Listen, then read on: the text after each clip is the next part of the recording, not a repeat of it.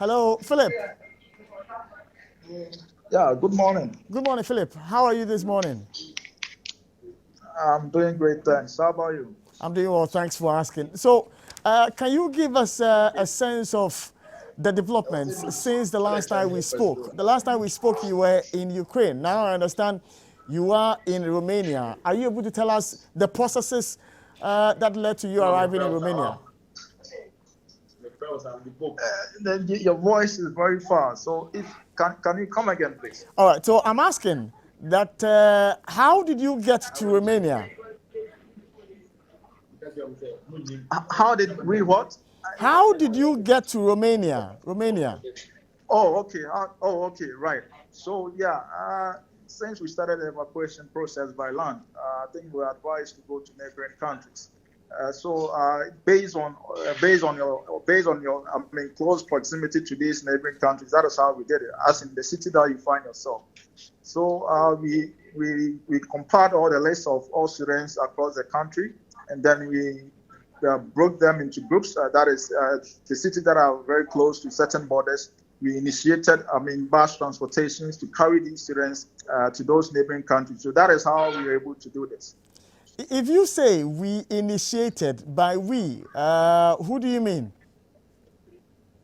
Sorry, can you come again? You say that we initiated the process of moving the students, and I'm asking that the we, who and who did you mean? We had extensive talks with the embassy on how to start this whole process, because in our first initial conversations, they asked the student leadership how best we can, take our people to safety as an evacuation. So we presented two options, that is by airlift and then by land. But because Ukraine has closed its airspace, we suggested that that one is highly unlikely to do that. So we opted to use the land evacuation. So immediately that we talked to them, they got back to us that okay, they've also consulted the ministry, and then we can go ahead. We made it. We suggested that the ministry can help us initiate talks with the Western neighboring countries that share border with Ukraine. So they did that. They started talking to them so that they will accept us into their country. So that is how everything started. Once we got a confirmation to go ahead, we quickly initiated getting buses to transport our students to these neighboring countries. So that is how everything has been done. So who funded this bus evacuation? The student body funded it as it stands now. The students, you organize yourselves to fund your exit from Ukraine? Like it was done individually, because we presented a budget to them though, but I don't know, these things, I think they take time. They have to go into, but I don't know how fast they could release the funds to us. So we didn't have time based on how things were escalating. So we took matters into our own hands and advised the students to, even if they don't have money, they should try to borrow to get these transportations, and then later on we can talk about if there will be reimbursement or not. So that is how we face those issues. How easy or difficult was it for you to find these buses that evacuated you from Ukraine? Oh, okay. So I think we thought it was going to be difficult, but it was worth the try, because considering the situation that we're having air strikes everywhere, these bus companies were unwilling to transport our students.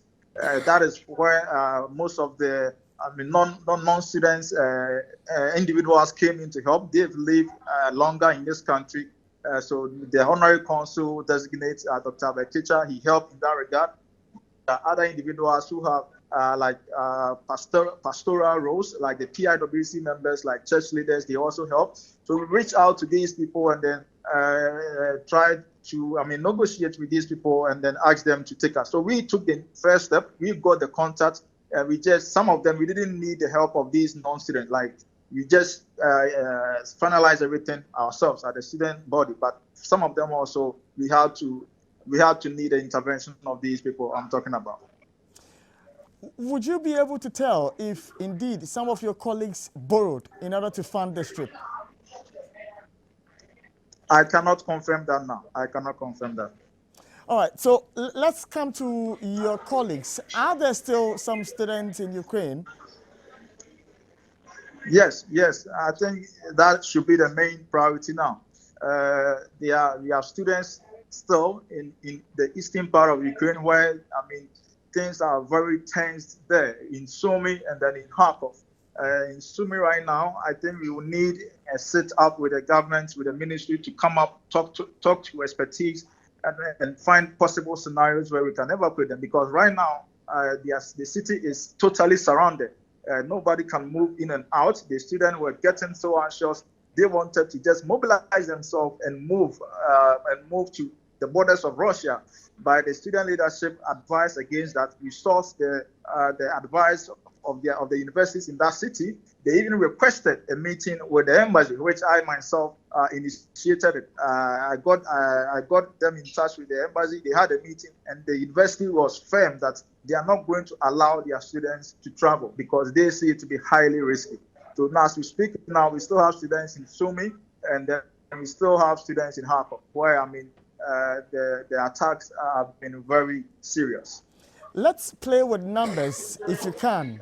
So far, how many students have been evacuated? Well, I've not had the time to collate the books, but per my own observation, I think I can say that maybe we have over 60% who have either crossed or are on their way crossing now. All right. Let's talk about your welfare since you got to the neighboring countries, be it Romania, Poland, or any of them. How have you been received there? These countries, I think crossing was a bit of a struggle. The border lines, we face racism here and there. Most of the students suffered. They stood in the cold for long. We thought that, maybe the ministry put in a few measures where we'll be met by diplomats so that they can welcome us and have an easy pass into these neighboring countries. But that didn't happen. Most of the students, started turning on even the student leadership. They thought we had failed them because they had seen communiques from the ministry that these things were going to be done for them. So when they realized that there wasn't such arrangement, and as a student leader, although I may represent my people, but there are limits to what my power can do, or there are limits to what my authority can do. Some things just need to be done by the diplomats and the embassies and the ministry. So there is one challenge that I can confidently say every single student who passed through these borders face, because they had to wait for very long hours before crossing. So that was the main challenge. But after we crossed, we were received, very nicely, especially in Romania. They welcomed us in the tent, and they gave us food, medicine, water. Everything was good. And everything we needed was good. I can also confirm that in Slovakia, so when they got there, they had a little delay because the embassy told them they will be coming for them in 6 hours' time. So we encouraged them to exercise patience, and after that, everything was settled. In Hungary, too, by the intervention and also having a connection with the Global Union of Ghanaian Scholars, that is GUCS, we're able to establish a connection with the NUCS, our counterpart in Hungary. So we talked to the president over there, and he has also helped to receive some of our students into Hungary. So that has been the situation. Quick one. I know it will be fair if you don't have any knowledge, but do you know of other Ghanaians who are not students but were either residents in Ukraine or doing one or two in Ukraine at the moment, or when you were before the war broke out? Yes. Would you have? Yes, I know some of them. Are there many? Those I know personally, they are not that many, but I know that there are such people they were in Ukraine. Yeah, I know such people who are in Ukraine. Are you in touch with your families back home?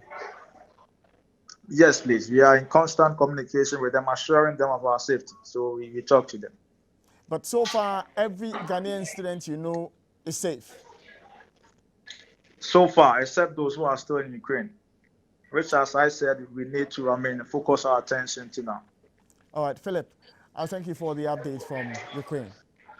I'll also like to add one thing. I think we also help other, African students. We didn't just focus on Ghanaians. Almost every batch we organized also, we tried as much as possible to include other nationals like Nigerians and Namibians, Zimbabweans, to try to help them also cross these borders. So these are the few things that the student leadership has done so far. So thank you very much also for having me.